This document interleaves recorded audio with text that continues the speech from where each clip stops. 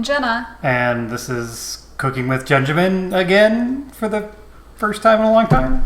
Yeah, 5 years. It's been like 5 years. Yeah, and so it was a very long hiatus.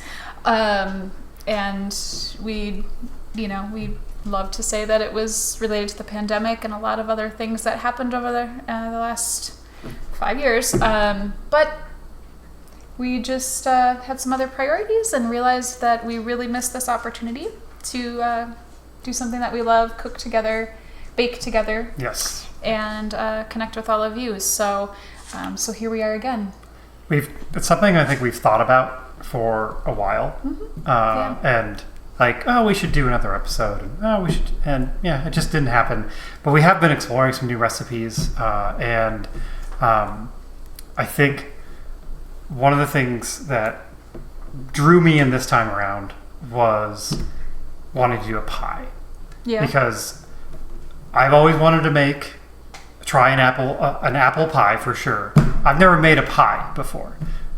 Jenna has made a pie for me, and it turned out wonderful. But I've never made a pie, and that kind of got the conversation going of like, well, we should do another Cooking with Jenjamin episode. Yep. So here we are. We haven't made this recipe before. It could be a disaster, but we're going to have fun with it. Yep, that's kind of the point. So we're going to kind of just gather everything together and I guess get started. So we'll be back with you shortly. All right, and we're back, and we've started collecting some of our ingredients for the pie filling specifically, and I'll let Ben take it away here. So we're looking for various different pie recipes, and kind of decided, let's go all out. Yep. So we're making as much as we possibly can from scratch. We have the crust is going to be from scratch. Everything, like even the flour is a flour blend that's been made from scratch. So really trying to make this as fun as possible, I guess. Yeah. So with that said, let's go over the ingredients. So we're going to start with, we have 2 tablespoons of water, a half cup of granulated sugar, 2 tablespoons of brown sugar, 3 tablespoons of all-purpose flour. So this is a flour blend that we made. And it is gluten-free. It is gluten-free. Yep. And it does also contain xanthan gum, just so you are aware. Yes. We have 1 teaspoon of ground cinnamon, 1 heaping teaspoon of ground cinnamon. Yes, I like cinnamon, so I'm usually a little bit generous there. A half teaspoon of salt, a 1/4 teaspoon of grated nutmeg, though we didn't have nutmeg, so we just use the powdered stuff. Should be fine. Totally fine. Yep. And a 1/4 teaspoon of allspice. We have over here, what you need is about 9 cups of peeled and sliced apples. You don't have to peel them, but if you don't want that texture in your pie, you're going to want to peel them. We have a variety from, we have Braeburn, Pink Lady, Honeycrisp, and then Ambrosia. And I don't think either of us have tasted Ambrosia before. Yeah, so it's going to be a new one for us. But all apples chosen that are generally good for pies for consistency's sake and so forth, so they're not breaking down too much. Yes. And so we're starting with the apple filling. That's what all this is for. And the reason why we're starting with that is because we're going to be cooking those down a little bit to begin. We want to do that. You don't have to do that, but for this recipe, we're doing that because it prevents the apple pie when you're baking it from shrinking. So you don't have this big mound of apples that you're putting in there. So you kind of have an idea of where the top of the filling is going to be before you even put it in the oven.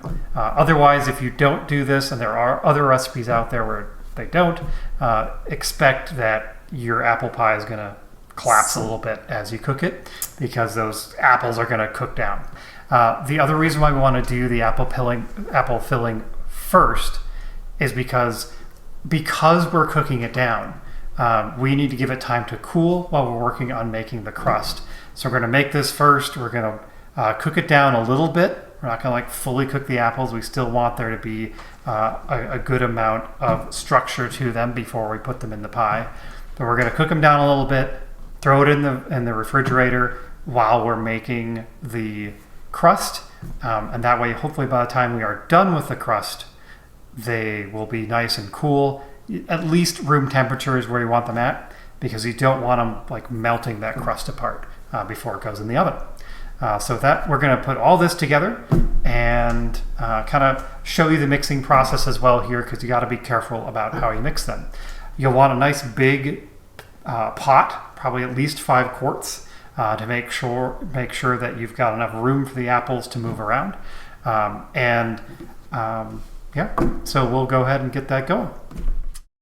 How did you know that we needed 3 pounds? Because the recipe calls for 3 pounds. But it says 9 cups. Hey, I'm just going by... Oh, do we have a... What I remember. Cutting board so I can like... Yes, we do have a... You just recording this? Yeah, because this is a crap load of apples. The crapples. Oh my god. It's all Everything's been. Everything's fine. Everything's fine. Why don't you put it in here? On there. And then this will catch... Yeah, so just one more. Really? We'll have to wash it. Still good. No, it isn't. The dog shit on that floor.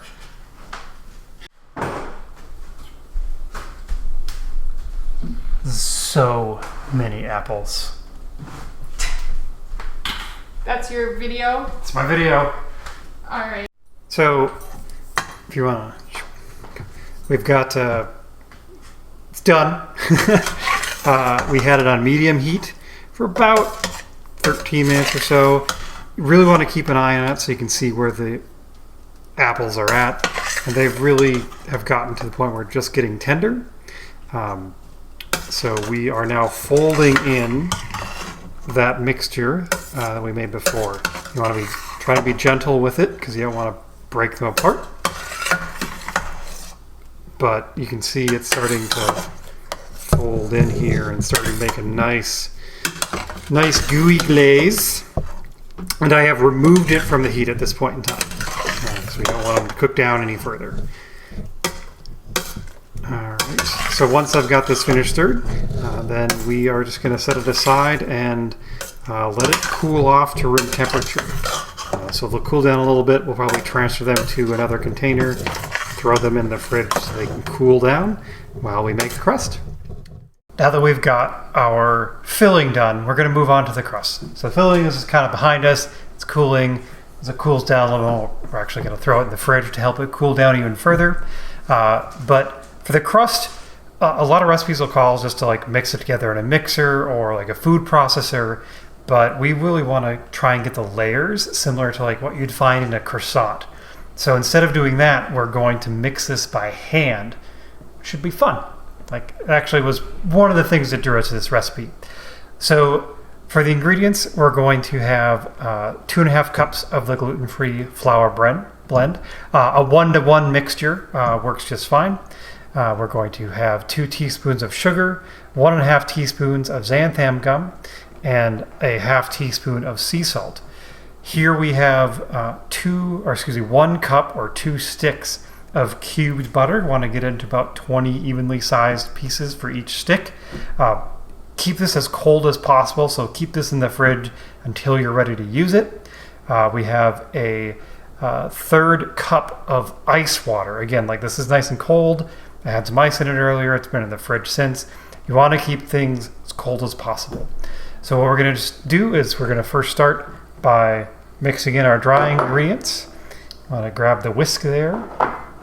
And just a reminder too, our flour blend does have xanthan gum in it. I know we mentioned that earlier, but we are also adding that additional xanthan gum. So just so you don't feel like, oh, I would only add it if my blend already didn't have it, but you would want it in both places. Yes.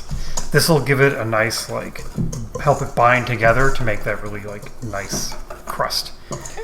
All right. I guess water. And this is going to seem overly dry when you're mixing it by hand. Oh. That is expected. So just know that like that's the way it's supposed to be. We really don't want to get too much moisture in this, and otherwise it won't turn out. Okay, and are we going to be whisking anymore? Or we're just going to be nope, going right now in? we're going to start mixing by hand. So we're going to pick one up. Yep. And actually, what should have happened first, and this is my fault, put the butter in first, and then coat everything, and then put the water in. So kind of went a little out of order. That's okay. So let's mix up what we can here, and pick up each one and kind of smush it. You can see what it looks like here.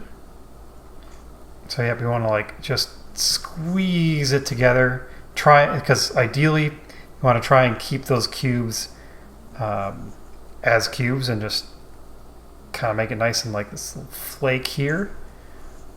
See what that looks like.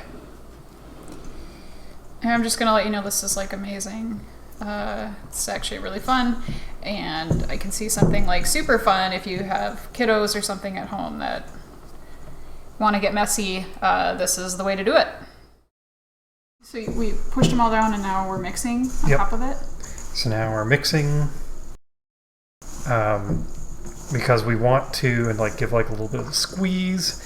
We want to have it start forming balls, and that'll get us to a point where we can know if we need to add additional moisture or yet.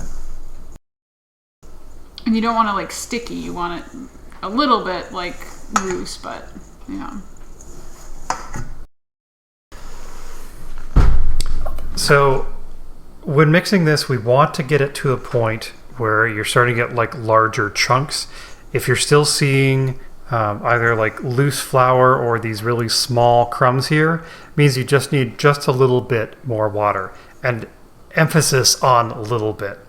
So we're going to add just a teeny tiny bit here, and hopefully I would say even less than a fourth of a teaspoon, just tiny bit, just to give it a little bit more moisture to work with, and that'll start binding it into larger chunks. And I can already feel the difference just adding that very small amount of water, and you can start to see a lot of these smaller crumbs are starting to get to be larger. And you could hopefully see how very little water I added. So just a few extra drops of water, less than a fourth teaspoon, and immediately larger chunks here. So we're going to keep mixing this up to the next stage, and for that you're going to want to have plastic wrap out. I'll show you what that looks like here in a minute. All right. Here we have, as you recall, this lovely consistency of the kind of small chunks of the flour. And we're just going to go ahead. This is just saran wrap.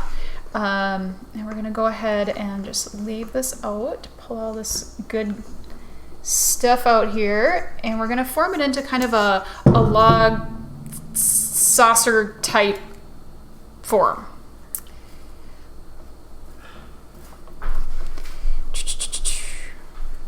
Oh, it kind of looks like, I don't know, cottage cheese, cauliflower, some kind of fun consistency here. Oh, and it actually, as you're putting this on here, you're thinking like, it looks like, it's never going to form into a nice ball. But as I'm doing this, it's coming together very, very nicely. I'm just going to organize this a little bit and then use the saran wrap itself to sort of continue to shape and mold this to the consistency and size we want.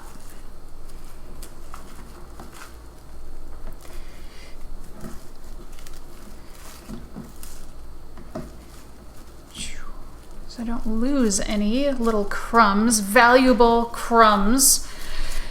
All right, I'm just going to go ahead and wrap this and then continue to shape it.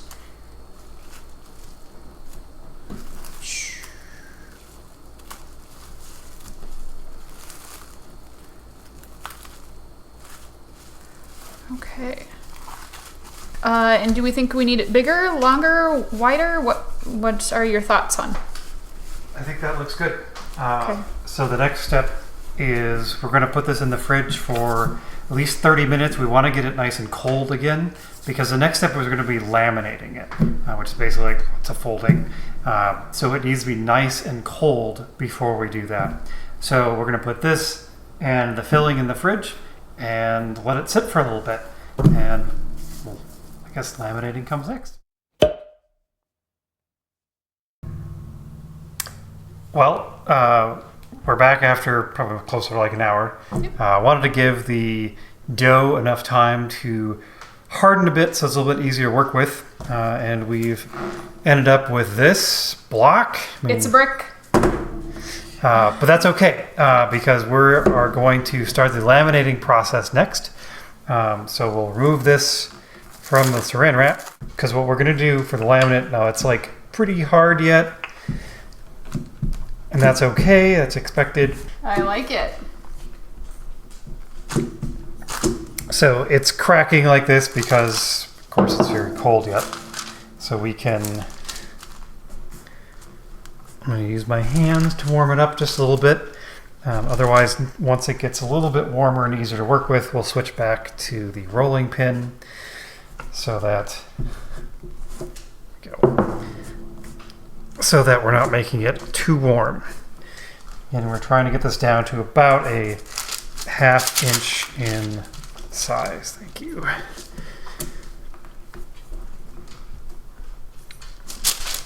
And Go ahead. I said we're going to try and keep it in like a relatively rectangular shape if we can.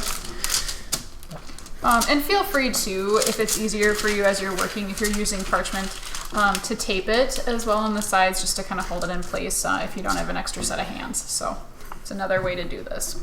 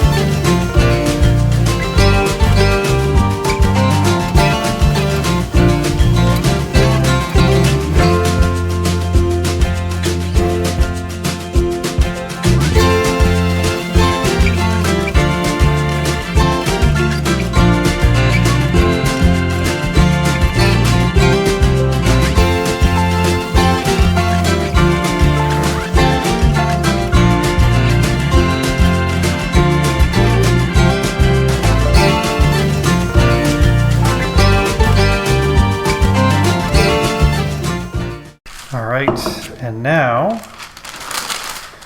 we're going to not quite cut it in half.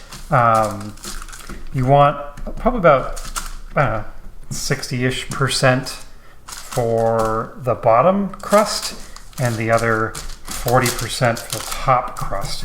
That'll give you enough on both. That'll give you enough bottom crust to like roll up into the pan and make that nice crust going around.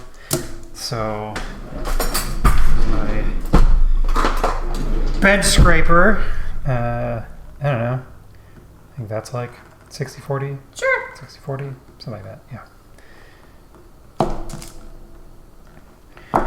All right. And we're gonna put this back in the fridge. Yeah, so you can kind of see some little layers in there, but yeah, I guess we'll see how it turns out.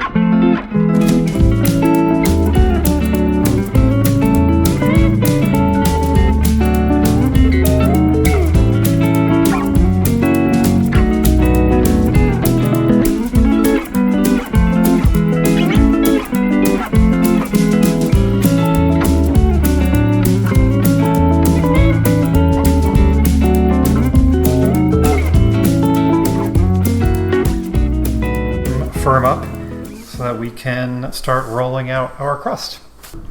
Greetings, friends. We're back. I'd like to say we're in the home stretch, but boy, it doesn't feel like it. This is definitely a labor of love. I know we've been saying that all along, but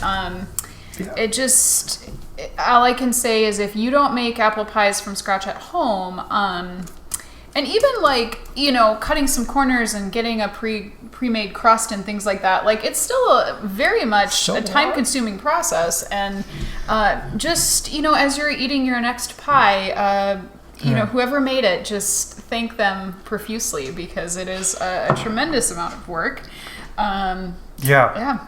So, well, I mean, that's how this goes. That's the fun. So, yeah. So we're going to start with the parchment paper. You may notice that it looks a little bit weird because it needs to be wider. Because we're going to be, once we get this puck of dough, it's going to be probably about 12 to 13 inches wide, and that's just not wide enough. So to help prevent the dough from sticking to the parchment, I'm going to put down a little bit of and this is just gluten-free flour is what we're using in this case. Try not to use too much because you don't want to incorporate much more flour into it. Going to be the bottom crust.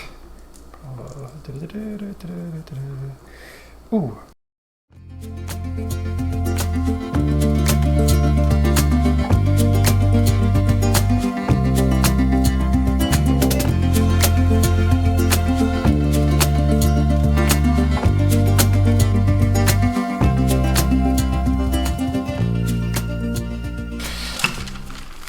I was wondering before why you're having such a hard time hanging onto this parchment paper. And yeah, I got my answer. It is, it's a slippery little guy, but that's all right.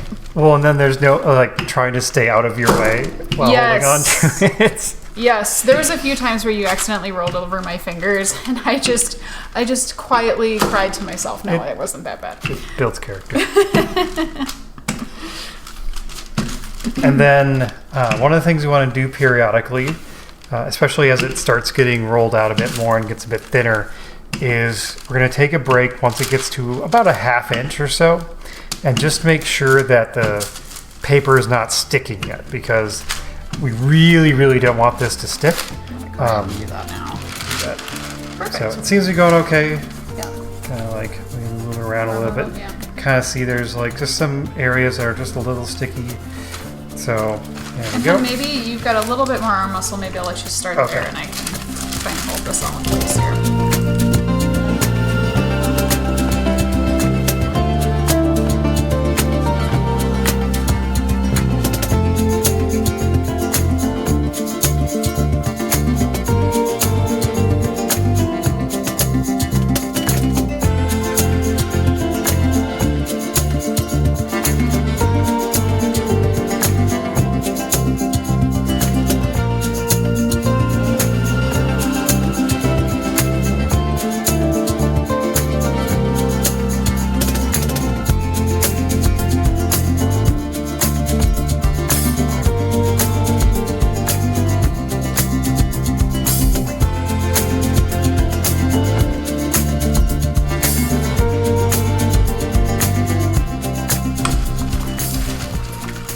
Let's pull this up quick. Peaceful cake. This is probably looking pretty good. Yeah, I just feel like it's this side that needs a little bit of thinness. And that's kind of what's going to happen is you're going to have some sides that are, this is a fourth of an inch and this is an eighth. So we're going to work a little bit more on this side, which is okay because I think I'm going to focus on more anyways. So.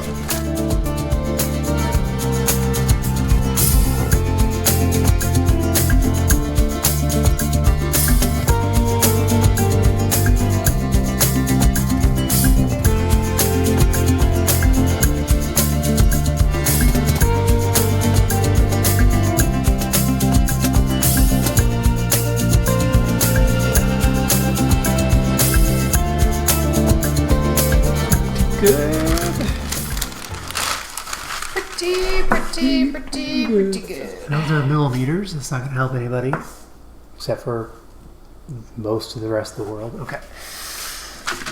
So we've got a pretty good Here again, not perfect. If this was a little bit more round, we'd have a little bit more to work with. But what we're gonna do is pick this puppy up and flip it in. Oh. I'm gonna try to cut off some of these sides here that we're not gonna need, and then we're gonna flippy. All right. I suppose I could just some of these. I think it looks great. We should rock and roll. Okay. So now, let's do. Oh, trying to like. Okay. 1, 2, 3. Oh my god. Okay. Oh my god, it's amazing. Now we just have to push it down. Oh. Stress. Okay, so I'm going to try and get it down into the corners here, so it's making as much contact with the pie as possible, or with the pie tin as possible.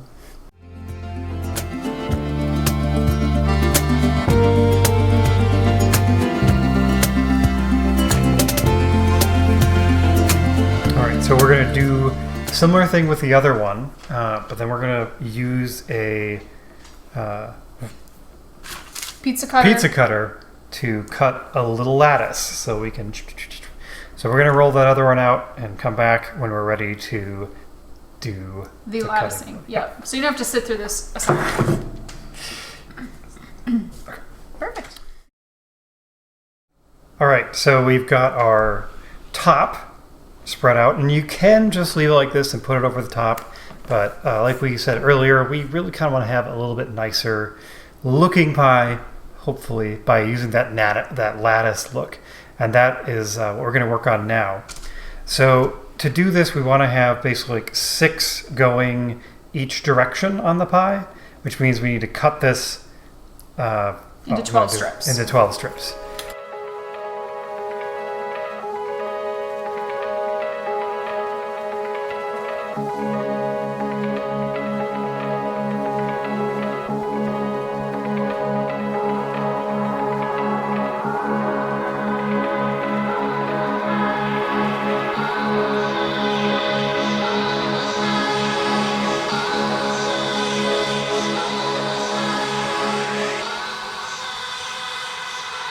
So now we're going to go and start putting this on our, first filler. Filler, yes, very important, folks. Yeah, filler before lattice work. All right, we've had that chilling in the fridge, and our filler should now be room temperature. And at this point, when do we do the pinching? The pinch is going to be once the lattice is on? So once the lattice is on, we'll trim down the lattice so it matches up with the edge here, the inside edge, and then we'll like roll pie crust in, and you can see it didn't quite flip over, but that's okay. That's fine. And then we pinch. All right. I am pretty excited about this, and just having this open and semi-cooked, it is it's very fragrant. Yes. Ooh, it's very nice. Okay. Yes.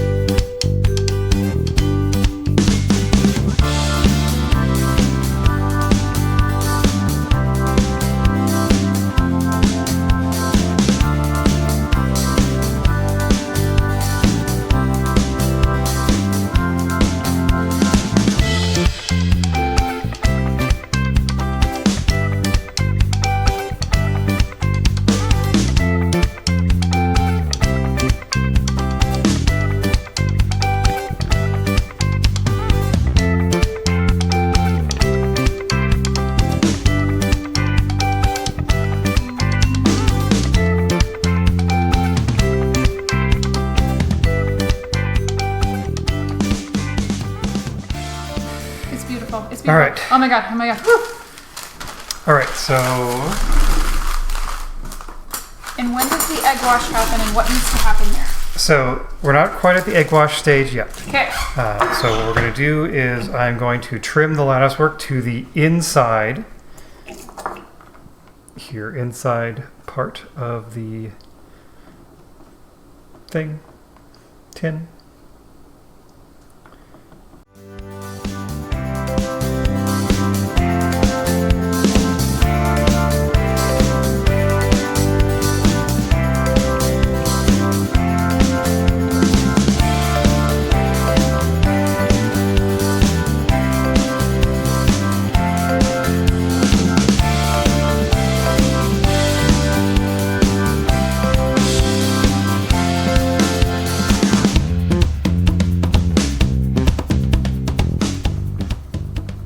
Gluten-free just makes everything harder. It does, but you know what? Boy, if we pull this off, it's going to be really exciting, folks. So the pinch, at least in the areas where we're able to get it, maybe that's not supposed to happen, but I'm doing it. Okay, cool. Because I want, try to have it be make it look organized. Well, That's important. Organization similar is good. amount of crust all over. Okay. It's a little bit light over there. So Okay, so for the pinch, to get the nice, like, little waves, you take 2 fingers, bloop, 3rd finger, bloop, bloop. Oh my god, And you that's just go so around. exciting. That is So- so exciting. I will let you do that. Okay. And I'm going to go prepare the egg wash. Oh my gosh, yay. We are getting close, folks. We are getting very close.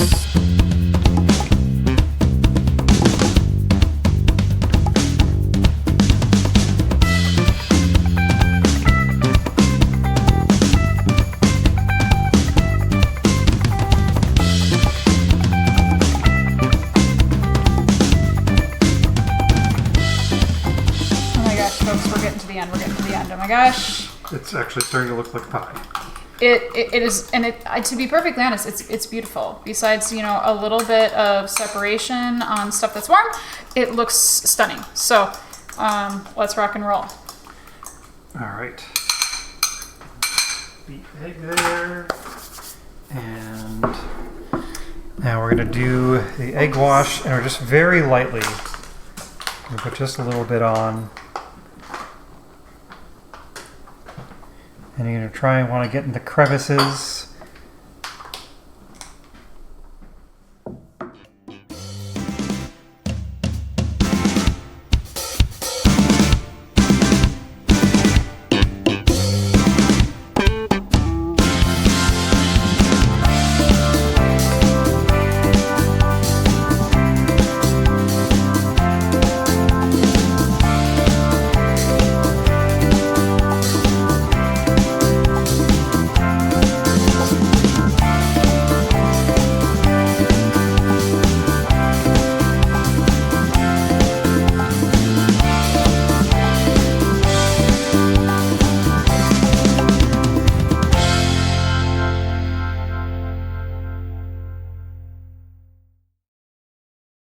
It looks like there needs to be, there's 2 little areas there that were missed in the egg washing business. And here, yeah.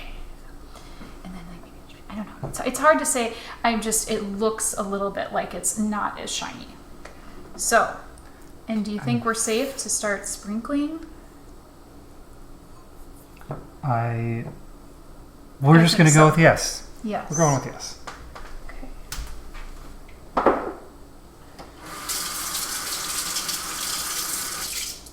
Yeah, and I can actually see why you might choose the turbinado, the brown, just to give it a little bit of a different hue than just kind of the white. Kind of blends in with the color, so the current color, I should say, of the pies. It's fun to put sugar on. It is. Just fun little sprinkles. Give it a little bit of Happy sprinkles. happy sprinkles. There you go. If Bob Ross were here right now.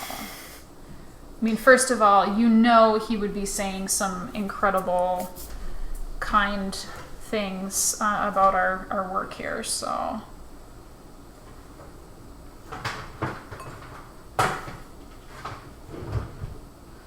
All right, friends, well, we're gonna get this guy in the oven, and we're gonna see you in an hour. And again, at the 20-minute mark, we're gonna rotate from 425 to 375, and make sure to cover the crust to ensure it doesn't over brown. We'll see you soon. Really, really excited. We're getting to the end. All right, we are back with the finished product. I think it turned out pretty well here. Bring that up to the camera. Nice deep golden brown on top, which is what we're really looking for. And it just started bubbling on the inside, but it did take a little bit longer than we anticipated. It was set for about 60 minutes total. We had it in for about 70 minutes. And yeah, we did have to put some tin foil over the top periodically just to make sure it didn't get too dark. And we did use the silicone rings around the outside. I think if we hadn't, you can kind of see it gets pretty dark in some areas. It would have been really, really brown. So, yeah. But otherwise, it smells beautiful. It looks beautiful. And yes, very much a lengthy process to make this happen. But I think aesthetically it is stunning. It is a stunning pie, and I applaud us both for going through this journey today to make this happen. So it is going to be, we now have to let it cool because the internals have to like solidify a little bit so they don't just go everywhere. And that'll be at least 3 hours. And being that it is coming up on 8 o'clock at night, that means tomorrow. So we're going to let this cool a little bit, probably set it aside in the fridge overnight after it cools for a couple hours, and we'll revisit tomorrow and actually see how it turns out. But it was a fun adventure. Thank you for going through it with us. A very solid 7 hours of work to get this all done. And hopefully our future recipes will be a little bit easier, but this kind of gets the hard one out of the way. So we will be back in 2 weeks with another video, and we're actually gonna try to stick with it a bit longer this time and be a little bit more regular with our videos. So we'll see you next time.